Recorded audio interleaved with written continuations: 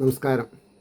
ശ്രീമദ് ഭാഗവതം മൂലം പ്രഭാഷണം ഭാഗം 279 279.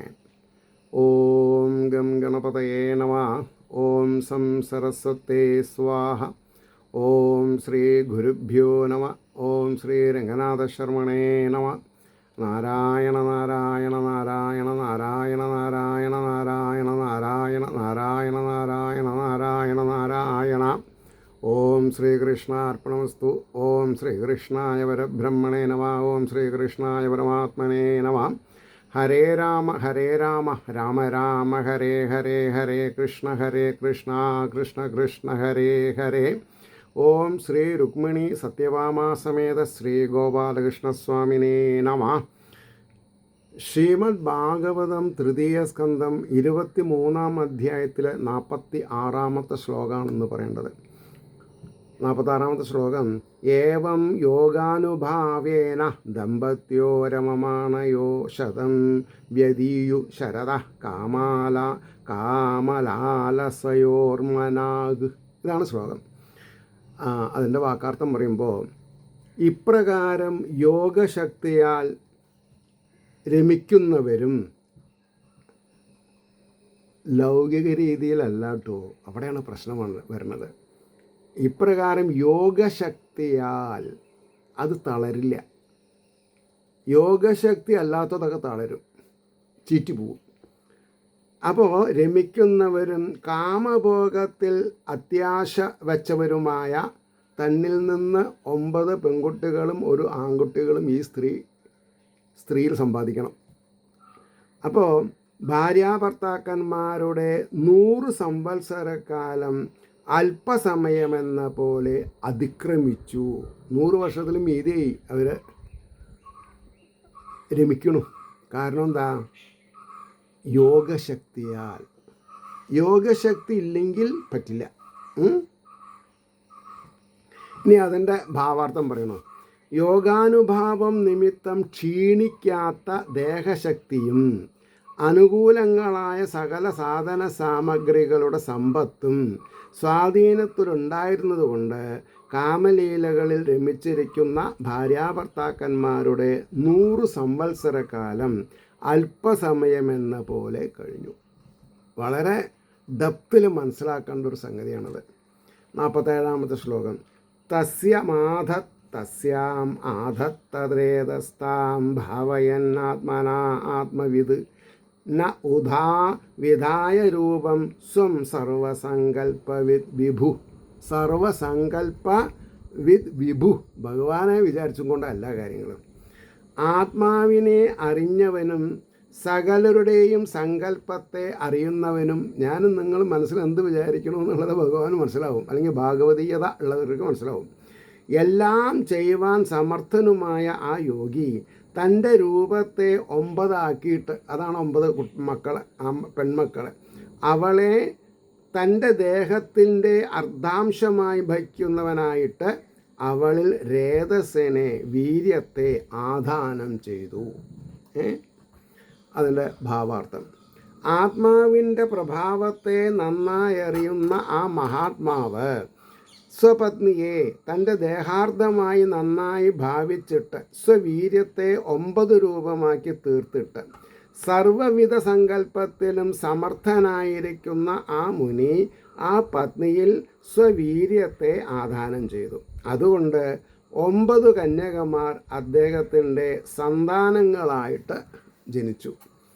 മരീചിയാദികളായ 9 പേർക്ക് കല്യാണം കഴിച്ചു കൊടുക്കാനുള്ള 9 കന്യകമാരെ കർദമ പ്രജാപതി ജനിപ്പിക്കണമെന്നാണ് ബ്രഹ്മാവിൻ്റെ സങ്കല്പം എന്നും തന്മുമ്പിൽ പ്രത്യക്ഷപ്പെട്ട് അനുഗ്രഹിച്ചപ്പോൾ ശ്രീ ഭഗവാൻ ആജ്ഞാപിച്ചതെന്നും ഓർത്തുകൊണ്ടാണ് ഈ വിധം സങ്കല്പിച്ചതെന്ന് സർവരുടെയും സങ്കല്പത്തെ അറിയുന്നതിന് ശക്തനാണെന്നുള്ള വിശേഷണത്താൽ സൂചിപ്പിച്ചിരിക്കുന്നു. ആത്മനാ ഭാവയൻ എന്ന സാമർഥ്യത്താൽ ന ഉദാവിധായ ദേവഹൂതിക്കും ബാധകമായി വന്നു. രണ്ടാളും ഒരേ വേവലങ്ത്തിലുള്ളവരാ. അപ്പോഴാണ് ഭർത്താവിൻ്റെ മാനസികാവസ്ഥ എന്താണെന്ന് ഭാര്യയ്ക്കും ഭാര്യയുടെ മാനസികാവസ്ഥ എന്താണെന്നുള്ളത് ഭർത്താവിനും മനസ്സിലാക്കാൻ സാധിക്കുള്ളൂ. 48 ശ്ലോകം ശ്രദ്ധിക്കുക. അത സാ സുഷുവേ സദ്യോ ദേവഹൂതി സ്ത്രിയ പ്രജാ സർവാസ്താ ചാരു സർവാംഗ്യോ ലോഹിതോത്പലഗന്ധയ. അതുകൊണ്ട് ആ ദേവഹൂതി ഉടനെ സ്ത്രീ സന്താനങ്ങളെ പ്രസവിച്ചു. ആ സ്ത്രീ സന്താനങ്ങളെല്ലാവരും മനോഹരങ്ങളായ സർവ അവയവങ്ങളോടും ചെന്താമരപ്പൂവിൻ്റേതെന്ന പോലെയുള്ള ഗന്ധത്തോടു കൂടിയവരുമായിരുന്നു എന്നാണ് വാക്കാർത്ഥം പറഞ്ഞത്. ഇനി അതിൻ്റെ ഭാവാർത്ഥം എന്താ? ആ സംഗതി നിമിത്തം ആ ദേവഹൂതി സ്ത്രീ പ്രജകളെ അതിശീഘ്രത്തിൽ ജനിപ്പിച്ചു. അവരെല്ലാവരും സകല അവയവങ്ങളും സൗന്ദര്യം തികഞ്ഞിരിക്കുന്നവരും ചെന്താമരപ്പൂവിൻ്റെ ഗന്ധമുള്ളവരുമായിരുന്നു. 9 സന്താനങ്ങളും ഒരു ദിവസത്തിൽ ജനിച്ചുവെന്ന് കാണിപ്പാനാണ്. ഇന്നിപ്പോൾ 3 ആളെ 4 ആളെന്നൊക്കെ പ്രസവിക്കുമ്പോഴേക്കും എന്താ വൈദ്യശാസ്ത്രം, എന്ത് വൈദ്യശാസ്ത്രം? ഇത് 9 കുട്ടികളെ ഒരേപോലെ ഒരേ തൂക്കത്തിൽ ആലോചിച്ച് നോക്കണം. അപ്പോൾ ശീഘ്രം പ്രസവിച്ചു എന്ന് പറഞ്ഞിരിക്കുന്നത് അതിനാൽ യോഗപ്രഭാവം സൂചിക്കപ്പെട്ടിരിക്കുന്നു. യോഗപ്രഭാവം. ഇനി 49ഉം 50ഉം ശ്ലോകങ്ങളൊപ്പം പോവും. പതിം സാ പ്രവ്രജിഷ്യന്തം തഥാ ആലക്ഷ്യാ ശതി സതി സ്മയമാന വിക്ലവേന ഹൃദയേന വിധൂയതാം ലിഗന്ധ്യതോ മുഖി ഭൂമിം പദാനഗമണി ശ്രിയാ ഉവാച ലളിതാം വാചം നിരുദ്ധ്യ അശ്രുകലാം ശനൈ. അതിൻ്റെ വാക്കാർത്ഥം ശ്രദ്ധിച്ചോളൂ. അപ്പോൾ പരിശുദ്ധ സ്വഭാവത്തോടു കൂടിയ പതിവ്രതയായ അവൾ, ആ വിശേഷങ്ങളൊക്കെ അറിയേണ്ടതാണ്. ഭർത്താവ് പുറപ്പെട്ടു പോവാൻ ഒരുങ്ങിയത് കണ്ടിട്ട് പുറമേ ചിരിക്കുന്നവളും പാരവശ്യത്താൽ ദുഃഖിക്കുന്ന മനസ്സോടുകൂടിയവളുമായിട്ട് നഖമാകുന്ന രത്നത്തിൻ്റെ ശോഭയോടുകൂടിയ കാൽ കൊണ്ട് ഭൂമിയിൽ വരയ്ക്കുന്നവളും മുഖം താഴ്ത്തിയവളുമായിട്ട് കണ്ണീർത്തുള്ളിയെ പണിപ്പെട്ട് മെല്ലെ മെല്ലെ നിരോധിച്ചിട്ട് മനോഹരമായ വാക്കിനെ പറഞ്ഞു. അതായത് ഭർത്തൃമതികൾ ഭർത്താവിൻ്റെ മുമ്പിൽ കരയാൻ പാടില്ല. കരഞ്ഞാൽ ഒരു തുള്ളി കണ്ണീര് എത്ര ഭൂരേണുക്കളെ മൺതരികളെ നനയ്ക്കും. അത്രയും കാലം ഭർത്താവിന് ഗതി പിടിക്കില്ല എന്നാണ് ശാസ്ത്രം പറഞ്ഞത്. ഏത് ശാസ്ത്ര ചോദിച്ചാൽ ഉത്തരമുണ്ട്. സനാതനധർമ്മം പ്രനുഷയിലെ. അപ്പോൾ ഇപ്പം എന്തൊക്കെയാണ് നടക്കുന്നത്? അമ്മയുടെ വീട്ടിലേക്ക് പോകണം പറഞ്ഞിട്ടൊരു കരച്ചിൽ, അനിയൻ്റെ വീട്ടിലേക്ക് ചേച്ചിയുടെ വീട്ടിലേക്ക് പോകണം പറഞ്ഞിട്ട് വെവ്വേറെ കരച്ചിലുകൾ, ഓരോരുത്തർക്കും വെവ്വേറെ കരച്ചിലുകളാണ്. കാര്യം നേടാൻ അങ്ങനെയല്ല. കാര്യം നേടൽ കരഞ്ഞിട്ടല്ല, കരയാതേണ്ടിരുന്നിട്ടാണ്. കരയാതേണ്ടിരിക്കണമെങ്കിൽ എന്തുമാത്രം യോഗവൈഭവം ഉണ്ടാവണം. ഇനി അതിൻ്റെ നമുക്ക് ഭാവാർത്ഥത്തിലേക്ക് പോകാം. ഉത്കൃഷ്ട ഗുണം തികഞ്ഞിരിക്കുന്ന പതിവ്രതയായ ആ ദേവഹൂതി ഭർത്താവിൻ്റെ ഭാവം കണ്ടപ്പോൾ സന്താനം ജനിപ്പിച്ചു കഴിഞ്ഞാൽ തന്നെ ഉപേക്ഷിച്ച സന്യാസാശ്രമത്തിൽ പ്രവേശിക്കുമെന്ന് വിവാഹ സമയം പറഞ്ഞതനുസരിച്ചുള്ള പുറപ്പാടാണിതെന്ന് ധരിച്ചു. ബാഹ്യഭാവത്താൽ പുഞ്ചിരി ചെയ്തു. അന്തർഭാഗം തപിച്ചു തുടങ്ങി. ദുരന്ത ചിന്തയെ സൂചിപ്പിക്കുന്ന വിധത്തിൽ രത്നങ്ങൾ പോലെ ശോഭിക്കുന്ന നഖങ്ങളിൽ നിന്ന് വ്യാപിക്കുന്ന പ്രഭയോടുകൂടിയ പാദത്താൽ ഭൂമിയിൽ വരഞ്ഞുകൊണ്ട് തല താഴ്ത്തി നിന്നു. ഖണ്ഡത്തിൽ നിറഞ്ഞിരിക്കുന്ന അശ്രുകലയെ പ്രയാസപ്പെട്ട് നിരോധിച്ച ശേഷം അതിമനോഹരമായ വാക്കുകളെ ഉപയോഗിച്ചുകൊണ്ട് പറവാൻ തുടങ്ങി. ദേവഹൂതിരുവാച 51 ശ്ലോകം. സർവം തൽഭഗവാൻ മഹ്യം ഉവോവാഹ പ്രതിശ്രുതം അഥാപി മേ പ്രപന്നായ അഭയം ദാതുമർഹസി. എല്ലാറ്റിനും സമർത്ഥനായ അങ്ങ് പ്രതിജ്ഞ ചെയ്തത് മുഴുവനും എനിക്ക് സമ്പാദിച്ചു തന്നു. എങ്കിലും ശരണാഗതയായ എനിക്ക് ഭയമില്ലാത്തതായ നിലയെ നൽകുവാൻ അങ്ങ് അർഹനാകുന്നു. എന്താ ഈ ഭയമില്ലാത്തതായ നിലയെ? ഒരു പുത്രനിൽ നിന്ന് വേദാന്ത സാരങ്ങൾ മനസ്സിലാക്കി ആത്മാഭിമാനത്തോടു കൂടി ജീവിക്കുക. അതാണ് സത്യം. ദേവഹൂതി പറഞ്ഞു. ഇനി എൻ്റെ ഭാവാർത്ഥത്തിലേക്ക് പോകാം. എല്ലാം നടത്തുവാൻ സമർത്ഥനായ നിന്തിരുവടി വിവാഹ സമയത്തിൽ ചെയ്ത പ്രതിജ്ഞയെ മുഴുവനും എനിക്ക് സാധിപ്പിച്ചു തന്നു. എന്നാലും സർവാത്മന അങ്ങയെ ആശ്രയിച്ചിരിക്കുന്ന എനിക്ക് രണ്ടാമതൊരു ഭയം നേരിടാത്ത വിധം എന്നെ രക്ഷിപ്പാൻ അങ്ങ് കൃപ ചെയ്യണം. അതാണ് പുത്രൻ. ഇനിയും ഒരു ജന്മമുണ്ടാകുകയും അതിലും ഒരു ഭർത്താവിനെ അന്വേഷിപ്പാൻ ഇടവരുകയും ചെയ്യാതിരിക്കത്തക്ക വിധം എന്ന് പറഞ്ഞാൽ എന്താ അർത്ഥം? ഇനിയൊരു ജന്മം ഉണ്ടാവരുത്, മോക്ഷം വേണം, അതിന് കപിലോപാഖ്യാനം വേണം. ഇതാണ് സത്യം.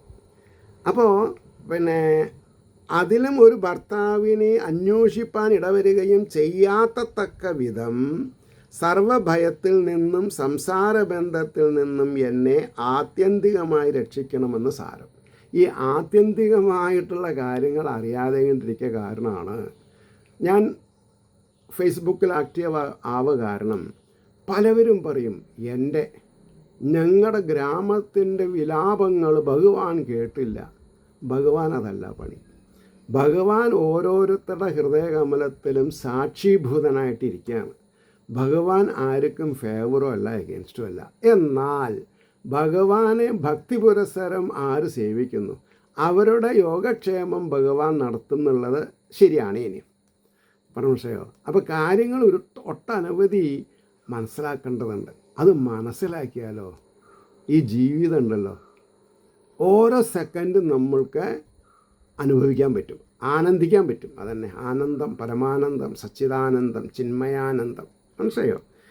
അപ്പോൾ 52-ാമത്തെ ശ്ലോകം നോക്കിക്കോളൂ. ബ്രഹ്മൻ ദുഹിതൃഭിസ്തുഭ്യം വിമൃഗ്യാപതയ സമാ കശ്ചിൽ സ്യാന്മേ വിശോകായ ത്വയി പ്രവ്രജിദേവനം.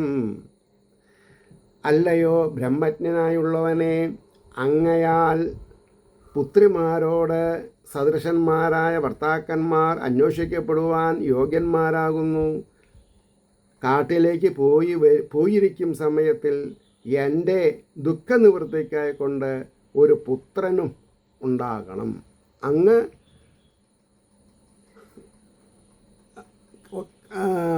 വാനപ്രസ്ഥത്തിന് പോകുന്ന സമയത്ത് എനിക്ക് ഭയരഹിതമായിട്ടിരിക്കാൻ ഒരു ആൺകുട്ടി വേണം. അവനിൽ നിന്ന് മോക്ഷഹേതുക്കളെ മനസ്സിലാക്കി മോക്ഷം പ്രാപിച്ച എനിക്ക് പുനരവിജനനം ഇല്ലാത്തൊരവസ്ഥയെ പ്രാപിക്കണം. ഇത് അങ്ങയുടെ ഔദാര്യത്തിൽ പെട്ടതാണെന്ന് ഓർമ്മിപ്പിച്ചു. അതിൻ്റെ ഭാവാർത്ഥം പറയാം. ഹേ ബ്രഹ്മജ്ഞാനിയായുള്ളവനെ, അങ്ങയോട് ഞാൻ അറിയിക്കേണ്ടതായിട്ടൊന്നുമില്ല, എന്നാലും പറയാണ്ടിരിക്കാൻ പറ്റില്ല. എങ്കിലും അങ്ങയുടെ ഈ കന്യകമാർക്ക് സമുചിതന്മാരായ ഭർത്താക്കന്മാരെ അന്വേഷിക്കേണ്ടതായ ദൈന്യം എന്നെ ഇപ്പോൾ ബാധിച്ചിട്ടില്ലേ? ഉണ്ട്. അപ്പോൾ അവർക്കൊരാങ്ങളെ വേണ്ടേ? അങ്ങ് അവരെ അന്വേഷിക്കണം. ഇനിയും ഇതുപോലെ ജന്മാന്തര ദുഃഖത്തിന് സംഗതി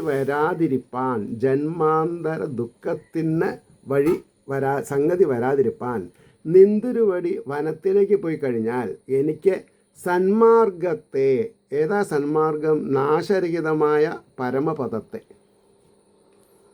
പ്രാപിക്കുവാൻ ഉപകരിക്കുന്ന സതുപദേശം ചെയ്യുവാൻ യോഗ്യനും ജ്ഞാനിയുമായ ഒരു പുത്രൻ കൂടെ ജനിക്കുന്നതിന് നിന്തിരുവടി അനുഗ്രഹിക്കണം. അതിനാൽ കന്യകമാരെ കല്യാണം കഴിച്ചു കൊടുക്കുന്നത് വരെയും എനിക്കൊരു പുത്രൻ കൂടി ജനിക്കുന്നത് വരെയും ഇവിടെ ഒരുമിച്ചിരിപ്പാനുള്ള കാരുണ്യത്തെ ഞാൻ ആഗ്രഹിക്കുന്നുവെന്ന് സാരം. ശേഷം ചിന്ത്യം. 53-ാമത്തെ ശ്ലോകം നോക്കുക. ഏതാവതാലം കാലേന വ്യതിക്രാന്തേന മേ പ്രഭോ ഇന്ദ്രിയാർത്ഥ പ്രസംഗേന പരിത്യക്ത പരാത്മനാം. സമർത്ഥനായുള്ളവനെ, ഇന്ദ്രിയങ്ങളെ തൃപ്തിപ്പെടുത്തുവാനുള്ള വിഷയങ്ങളിൽ ആഗ്രഹത്തോടുകൂടി പരമാത്മാവിനെ ചിന്തിക്കാതെ ഇരിക്കുന്ന എൻ്റെ കഴിഞ്ഞുപോയതായ ഇത്ര കാലം കൊണ്ട് മതി.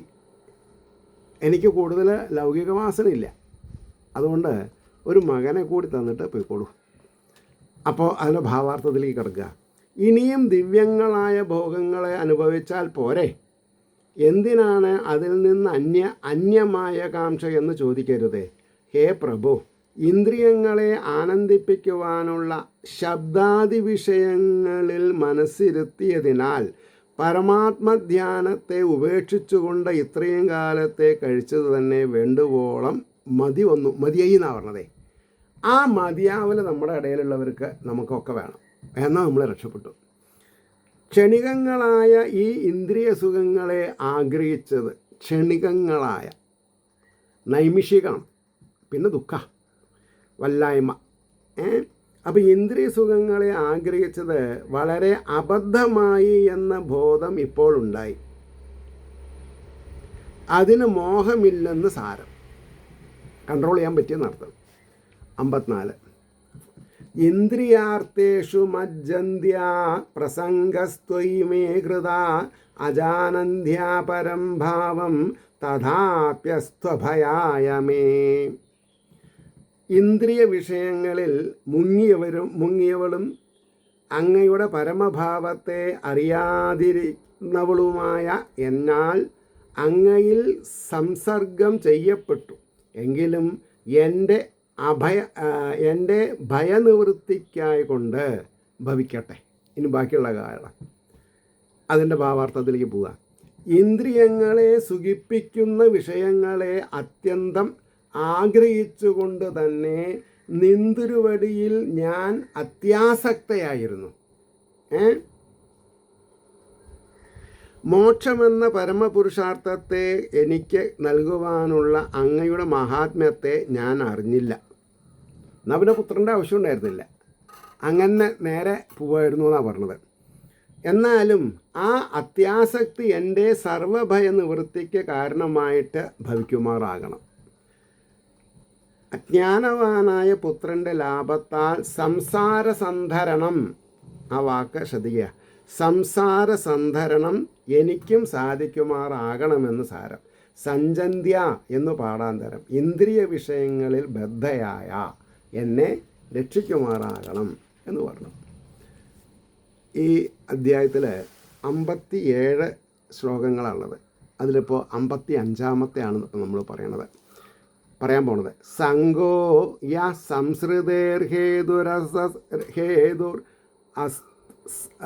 ഹേതുരസു വിഹിതോ അധിയാ സ ഏവ സാധുഷു കൃതോ നിസ്സംഗത്വായ കൽപ്പതേ.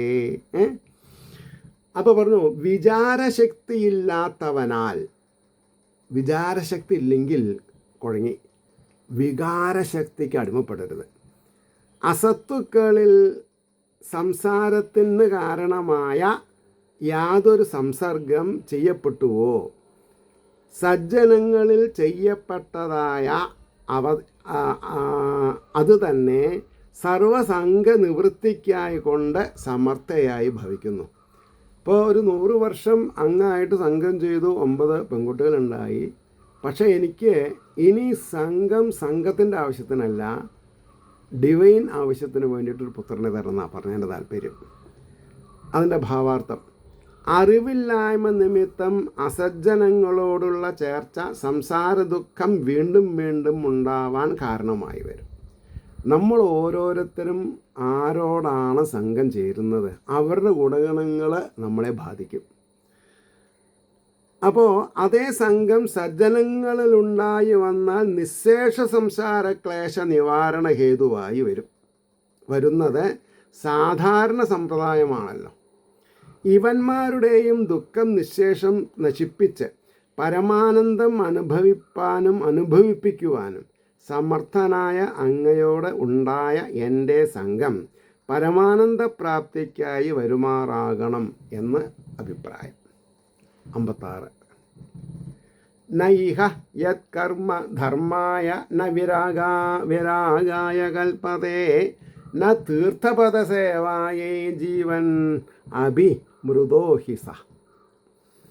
ഈ ജന്മത്തിൽ യാതൊരുവൻ്റെ കർമ്മം ധർമ്മത്തിനായിക്കൊണ്ടും വിരക്തിക്കായിക്കൊണ്ടും ഭഗവത് പാദസേവയ്ക്കായിക്കൊണ്ടും സമർത്ഥമായി ഭവിക്കുന്നില്ലയോ, അവൻ ജീവിച്ചിരിക്കുന്നുവെങ്കിലും മരിച്ചവൻ തന്നെ, ചത്തതിനൊക്കുമേ ജീവിച്ചിരിക്കലെന്ന് പറയും. അതിൻ്റെ ഭാവാർത്ഥം എന്താ? ഈ സംസാരത്തിൽ ഏതൊരുവൻ്റെ കർമ്മം പുണ്യാഭിവൃദ്ധിക്ക് ഹേതുവായിരിക്കുന്ന ധർമ്മത്തെയും തദ്വാര വിഷയവിരക്തിയെയും തദ്വാര ഭഗവത് പാദസേവയെയും വർദ്ധിപ്പിക്കുന്നതിന് ഉപകരിക്കുന്നതല്ലയോ, അവൻ ജീവിച്ചിരിക്കുന്നുവെങ്കിലും മരിച്ചതിന് തുല്യം തന്നെ. അപ്പോൾ ഈ പാരാമീറ്റേഴ്സൊക്കെ നമ്മൾ മറ്റുള്ളവരെ അളക്കാനല്ല, സ്വയം അളന്ന് തിട്ടപ്പെടുത്തുക. എന്നിട്ടോ എന്തുകൊണ്ടെന്നാൽ അവൻ്റെ പ്രവൃത്തി വീണ്ടും ക്ലേശാനുഭവത്തിന് കാരണമായിട്ടേ വരികയുള്ളൂ. അങ്ങനെയുള്ള പുരുഷൻ ജീവിച്ചിരിക്കുന്നതിനേക്കാൾ മരിക്കുന്നതാണ് നല്ലതെന്ന് സാരം. അവസാനത്തെ ശ്ലോകം 57. സ അഹം ഭഗവതോ നൂനം വഞ്ചിതാമായയാ ദൃഢം. അതാണ് ആത്മാരാമത്വത്തിന് പകരം ആത്മാവിൻ്റെ കൂടെയുള്ള മായയാൽ വഞ്ചിക്കപ്പെട്ടു. യത്വാം വിമുക്തിദം പ്രാപ്യ ന മുമുക്ഷേയ ബന്ധനാത്. ആ ഞാൻ ഭഗവാന്റെ മായയാൽ ഏറ്റവും വഞ്ചിക്കപ്പെട്ടവളായി നിശ്ചയം. എന്തുകൊണ്ടെന്നാൽ മോക്ഷത്തെ നൽകുന്ന നിന്തിരുവടിയെ പ്രാപിച്ചിട്ടും ബന്ധനത്തിൽ നിന്ന് മോക്ഷത്തെ പ്രാപിച്ചില്ല. അഹോ അന്ധഭാഗ്യം ചെയ്യാനാവുന്ന എനിക്ക് പറയുള്ളൂ. അതിൻ്റെ ലാസ്റ്റ് ഭാവാർത്ഥം നോക്കുക. ഈ അറിവുള്ളവളായിരുന്നിട്ടും ഭക്തിജ്ഞാനാദികളായ മുക്തിസാധനങ്ങളെ ഉപദേശിപ്പാൻ അർഹനായ നിന്തുരുവടിയെ പ്രാപിച്ചിട്ട് സംസാരബന്ധത്തിൽ നിന്ന് മോചിപ്പാൻ ഉപകരിക്കുന്ന മാർഗത്തിൽ ഇച്ഛ വയ്ക്കാതെ കേവല വിഷയ സുഖകാംക്ഷയോടും കൂടെ ഇത്രയും അധികകാലം കഴിച്ചതിനെ ആലോചിക്കുമ്പോൾ ഭഗവാന്റെ അചിന്ത്യ ശക്തിയായ, അതായത് ചിന്തനങ്ങൾക്ക് അങ്ങേപ്പുറം ഉള്ള ശക്തി, മായയാൽ ഞാൻ ദൃഢമായി വഞ്ചിക്കപ്പെട്ടു നിശ്ചയം. അല്ലെങ്കിൽ ഈ വിധം വരുവാൻ കാരണം ഞാൻ കാണുന്നില്ലെന്ന് സാരം. ഇതി ശ്രീമദ് ഭാഗവതേ മഹാപുരാണേ തൃതീയ സ്കന്ധേ മോക്ഷസർഗ നിരൂപണ പ്രകരണേ കർദമ ദേവഹൂത്യോർ വിവിധ ക്രീഡാനിരൂപണം നാമ ത്രയോവിംശോ അധ്യായഃ. സർവത്ര ഗോവിന്ദനാമ സങ്കീർത്തനം. ഗോവിന്ദ ഗോവിന്ദ. അങ്ങനെ എന്താ പറയുക, 23-ാമത്തെ അധ്യായം കഴിഞ്ഞു.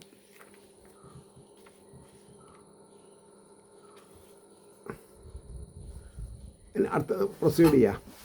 ഓം നമോ ഭഗവതേ വാസുദേവായ. ശ്രീമദ് ഭാഗവതം തൃതീയ സ്കന്ധം 24-ാം അധ്യായം.